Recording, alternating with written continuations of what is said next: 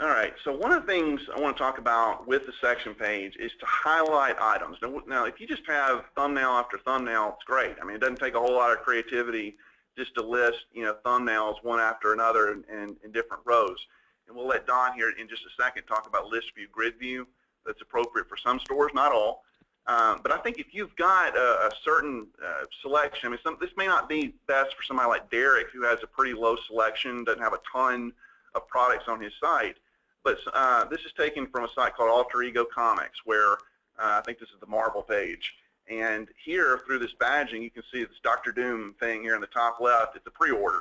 The one next to it is pre-sold out. The one next to it is a new arrival. So it's giving some visual cues to shoppers in terms of what they can expect. To me, there is nothing more frustrating, Tara. If I see something on the section page that I'm interested in, and I click on it, it's sold out or whatever, right? It's they don't sell it to Georgia or whatever, and so that's frustrating. That can wear a customer out.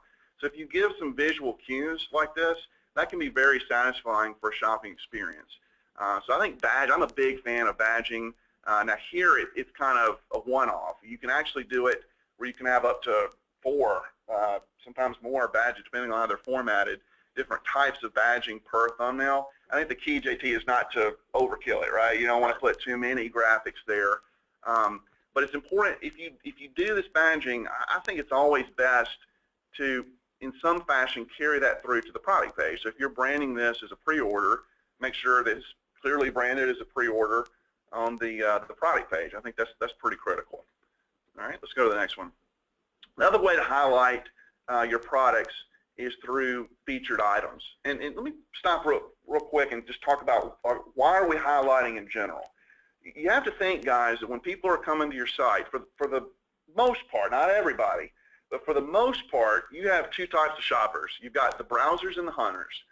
And browsers are not looking for a specific type of product. They have a need, Tara, but they don't have a specific product in mind. Like somebody, this is taken from Ranger Up. This may be a repeat customer. It's like, I just need a new shirt. I need to go get a men's shirt. I want an athletic fit t-shirt. Let me just kind of see what they've got here. Well, this is a perfect opportunity for the featured item to appeal to those browsers. The featured stuff is for the most part, geared toward the browser, somebody that doesn't have a specific product in mind. Now, the other type, we got browsers and hunters. The other type, hunters, they know what they want, right? They're not interested in a featured item if they're after this one specific t-shirt. They want to know, do you have it? Is it in stock? Is the price right? And if it is, they're in and they're out. Now, sometimes you can wear the hunter and the browser hat at the same shopping experience. I know sometimes, it's just like UJT, you go to a certain store and you may be hunting for something specific, but once you have it, you're like, well, while I'm here, let me see what else they have around here. Right. So you get that $75. That's right. You got to get the point. You got to get that $75 there. Or I've changed my mind before too. I went in specifically looking for a specific shirt or whatever, and then saw like the featured item or maybe in the cross sale or something like that, another shirt that I even liked better that I didn't even know I was looking for, and changed my mind. I'm a big fan of this particular type of featured item layout for sites with multiple products. This is great. First of all, it's responsive friendly.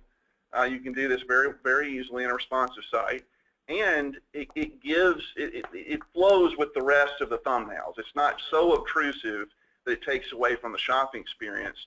And you have to remember too that when you just put row after row of thumbnails, item after item after item, it can create a very boring, stultifying experience, and this helps kind of break up the monotony. And I think that's pretty important when considering layouts. So let's go to the next one. This is actually from Kevin's site as well, Titanium Buzz. And you can also highlight products through graphic landing page elements. And this is really suited for your big category pages, the ones that you want to give some love to. Really, if there's some fire here, you want to pour some gasoline on it. So if you're here on the black zirconium rings page, this is starting to really drill in to the specific sellers that Kevin's promoting here on the site. Kevin, what's your take on this since this is your site? Yeah, I mean, basically what we like to do on some of these bigger sections is really drop some of the best sellers and some stuff that, people, if they're kind of browsing and looking around, if they came for a silver ring, if they found these black zirconium rings, it might be something that jumps right out to them, and you can give them a little bit of more detailed information and cool photos up front to kind of lead them in further. Right. Now, Kevin, one of the big things, and this is probably not the best screen grab for this, we looked at the home page, which shows some of the brands that you feature. So you kind of have a dual role here. You've got to represent your brand, Titanium Buzz, but you also have a lot of other brands to represent as well to make sure that you flatter them. I think a lot of the merchants in the audience can relate to that. They may also have very specific brands to feature. So talk to us about the strategy of making sure the brands that you feature on your site, that they're represented correctly, it works for the customer, works for the manufacturer. Talk to us about that. Yeah, obviously what we do is we look at kind of our best sellers list and really kind of bring those big brands up to the forefront. We look at obviously traffic numbers as well. So within our brands, we have camouflage wedding bands with Realtree and Mossy Oak being the two big ones. I mean, they're kind of like the big Nike and Reebok of their category. So we definitely want to bring those to the forefront. What it does for us is it shows the validity of what we do, and it also brings those browsing customers into the mindset that they found the right place to find their ring. Creating a hierarchy, we kind of look at it based on both how well the rings sell, how many products we have in that specific range, and then we also cater towards seasonality when we're promoting products, and then we also tie all that in with our social media efforts as well. So it's kind of a big picture thing, and we really try to bring them to the forefront, not only on the home page, but within our section pages. We always show the branding as well, as much as we can. Right. And Kevin, when you think, I want to get back to Derek on this too, when you're thinking about layout specifically in regards to how you're positioning brands, are you thinking about the competition as well? Or are you thinking only about how Titanium Buzz does it, or how much of your competition plays a role in how you strategically lay this stuff out? I mean, sometimes we look at competitors, but really it's all a matter of what we want to do within our branding and how we want to make sure people feel comfortable in making a decision. Because for us, people when they're buying their wedding bands, it's typically a pretty significant purchase, not only for their lifelong, expectancy of their marriage, but it's a higher money, higher ticket item. And so we really want to bring that into the scope of showing what we can do, and our branding kind of plays off of that. And we want to make sure that, giving those branded items enough draw really makes people comfortable in what they're doing. Right. Well, Kevin, I got to say, and JT, I know agrees, just having worked with you for 7 years, I think that's something you've really become quite adept at. I think you're really good at juggling all the various responsibilities there. Mm-hmm. And Derek, when you think about your store, does competition ever come across your mind for strategies, or just do what you do? How does that work for you? Well, we consider competition to a point. I mean, you always have to be conscious of what your main competitors are doing, even some of the smaller guys that are kind of up and coming, because they might become a bigger competitor. The trick with that is, not to follow the leader, because you have no idea. It might look good on their site, but you don't know actually how effective it is. We try not to get caught up in what the competitor's doing. We do a good solid SWOT assessment that we revisit every once in a while, and it shows you, their weaknesses and their opportunities and kind of how well we can leverage those to do something with us and look into it and see if it's worth doing or if we should just stick to what we're doing. That's really well said. I love how you phrase that with the follow the leader aspect. And sometimes we'll talk to merchants who'll call us up and they'll show some of their chief competition and they'll say, I want you to do it just like this. And our answer is we can't. That's not good for you or for them, and it's certainly not going to help you pull vault past them from a competitive standpoint. Right. But that's far. I think it's tough for merchants to sometimes zig when the competition is zagging, to go off in an unproven direction. What do you think, Derek? Yeah, it's, we talked earlier about the risk in terms of like the character art and stuff like that, and you have to be willing to, with every business, take that risk. That risk is an investment, just like everything else with your business. And if you don't take those risks, then you're really going to see a lower ROI in a lot of things. If you really play it safe, you don't think outside the box, you do what everybody else is doing, you're not only avoiding those risks and those potential really good opportunities, but you're limiting that brand visibility. You're not setting yourself apart from the competitors. Yeah, exactly. Well said. All right, let's go to the quick preview. I don't hear Don snoring, Tara. Do you think he's still? No, I think he's with us. Don, are you? I am still awake and still going. I don't know, you'd hear me snoring, that's for sure, if I was snoring.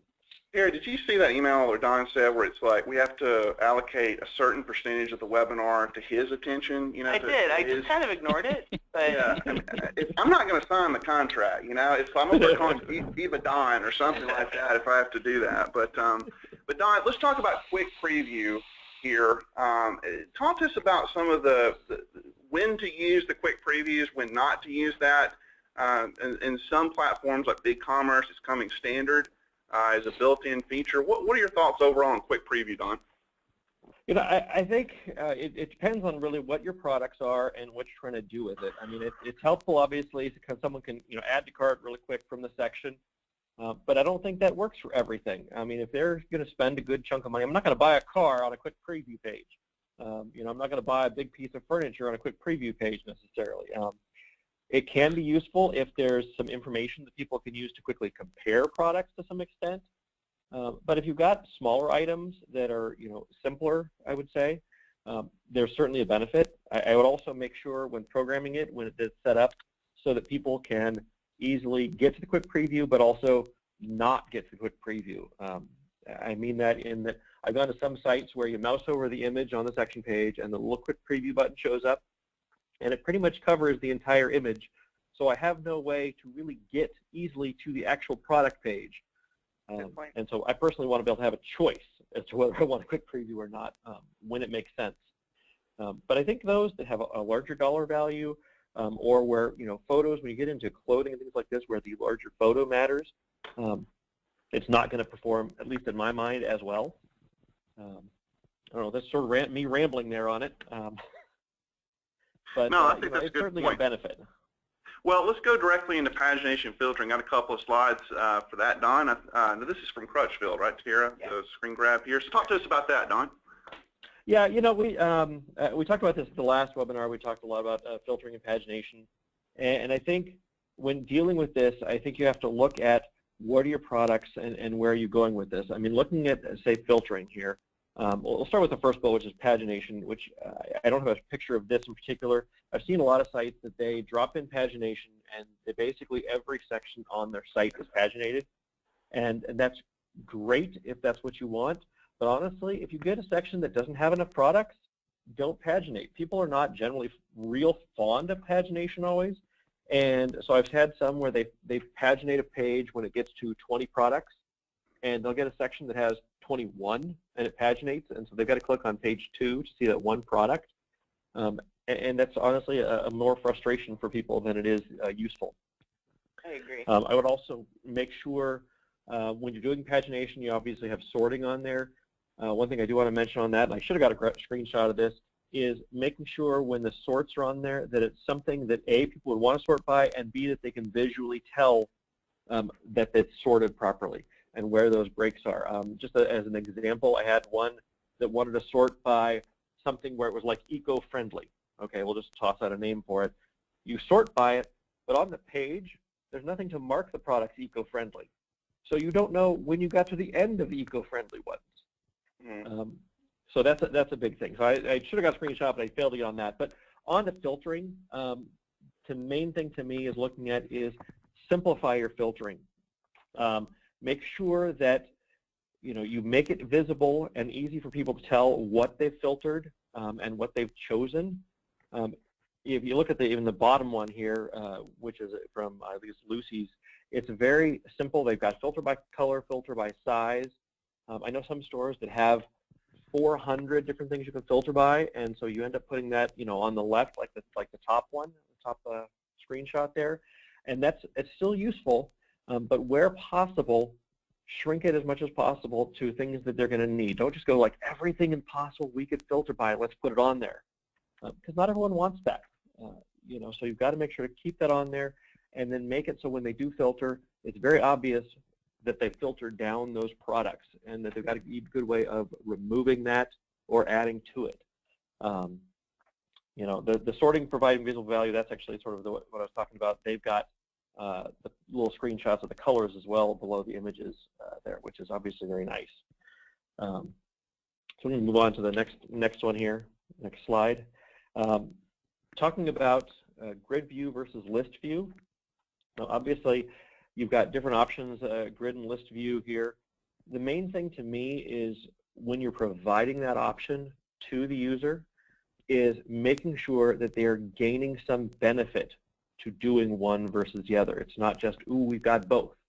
Obviously, most stores have a lot of grid view stuff, but when you go to a list view, you've got more room. So take advantage of that. Put some good bullets on there as to what those extra features are and the extra information that you provide. Just simply moving one to the other doesn't provide as much value. Someone will switch it and they'll be like looking to go, what did I gain in information? I gained nothing. Then they're going to be, feeling like they're wasted their time. They're going to scroll down a little more.